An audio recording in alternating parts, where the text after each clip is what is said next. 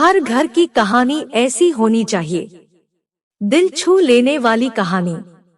सुबह 10 बजे तक सोने वाली और बार बार उठाने पर भी थोड़ी देर और सोने दो ना कहने वाली शालिनी आज भोर को 6 बजे ही उठ गई थी। इतना ही नहीं, उसने सबके लिए चाय बनाई, पेपर लेकर आई, बगीचे में पानी दिया और पापा को सुबह मॉर्निंग वॉक के लिए भी उठाया। सभी लोग शालिनी को बड़ा आश्चर्य से देख रहे थे। सभी का एक ही सवाल था, शालिनी तुम यह क्या कर रही हो? शालिनी ने धीरे से जवाब दिया, 3 महीने हो गए हैं मेरी शादी तय हुए, वहाँ पर कौन होगा मेरे आगे पीछे घूमने वाला? वहाँ तो सब मुझे ही करना होगा, बस इसलिए आज से ही शुरू कर दिया।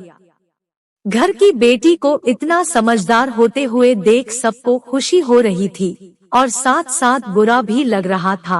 बुरा लगने जैसी बात भी थी क्योंकि अब वह हमेशा के लिए उनको छोड़कर उसके ससुराल जाने वाली थी। 1 और महीना बीत गया और आखिरकार शालिनी की शादी हो गई। वह अपने ससुराल आ गई। सुबह समय पर जाग पाएगी या नहीं, इसी विचार में वह रात भर सो ही नहीं पाई। सुबह होते ही उसने नहाया और पूजा की और खाना बनाने की तैयारी करने लगी। वह सोचने लगी कि आज खाने में क्या बनाया जाए जो बड़े और बच्चे दोनों की पसंद आए। तभी पीछे से एक मीठी आवाज आई। शालिनी ने पीछे मुड़कर देखा तो उसकी सासू माँ थी। अरे बेटा, इतनी जल्दी क्यों उठ गई? शादी की भाग दौड़ में थक गई होगी, ऊपर से घरवालों की याद भी आती होगी और मैं जानती हूँ रात को ठीक से सो भी नहीं पाई होगी। ऐसे तो तुम्हारी तबीयत खराब हो जाएगी। शालिनी मन ही मन सोचने लगी, मेरी सासू माँ तो बिल्कुल वैसी नहीं है जैसी मैं सोच रही थी।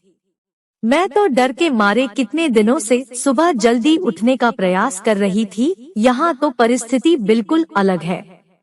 शालिनी ने कुछ काम खत्म ही किया था कि तभी सासू माँ ने आवाज दी, बेटा इधर आओ, देखो तो सही मैं क्या बना रही हूँ। मटर पनीर पराठा और गाजर का हलवा। शालिनी बोली, अरे वाह, यह तो सभी मेरी फेवरेट डिश है। उसे तो कुछ समझ में नहीं आ रहा था। उसे लग रहा था जैसे यह सब सपना है। शालिनी को एहसास हुआ कि यह सपना नहीं सच है। सासू माँ ने कुछ कहा, शालिनी सुन नहीं पाई, वो थोड़ी डर गई।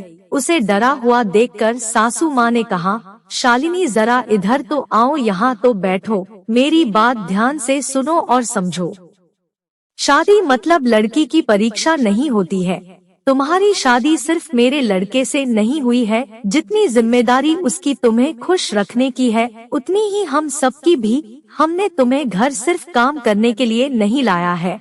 तुम्हें क्या क्या आता है या तुम हमारे लिए क्या कर सकती हो, यह सब देखने के लिए तो बिल्कुल नहीं। और हम तुम्हारी आजादी भी तुमसे नहीं छीनेंगे। अगर अपनी बात करूं तो मुझे सिर्फ एक अच्छी फ्रेंड चाहिए थी। मैं बिल्कुल नहीं मानती कि बहू को सुबह सुबह जल्दी उठकर पूजा पाठ करना चाहिए, और मैं यह भी नहीं मानती कि बहू को बहुत अच्छा खाना पकाना चाहिए। शादी का मतलब तुम्हारे सपनों का बलिदान बिल्कुल भी नहीं हो सकता।